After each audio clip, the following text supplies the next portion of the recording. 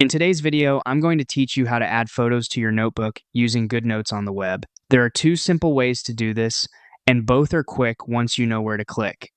I'll walk you through each method clearly so you can choose the one that works best for you. First, open your notebook in your web browser. If you want to insert an image directly from your computer using Goodnotes tools, go to the top toolbar and click the image tool icon. It looks like a small picture frame. After that, click anywhere on the notebook page where you want the photo to appear.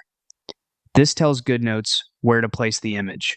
Your computer files will open, and from there, choose the JPEG or PNG image you want to use. Then click Open, and the photo will be uploaded and placed onto the page. The second method is copy and paste, which can be especially helpful if the image is already open on your computer or on a website. Start by finding the photo you want. Right-click the image and choose Copy, or select the file and use the keyboard shortcut Ctrl and C on Windows or Command and C on Mac.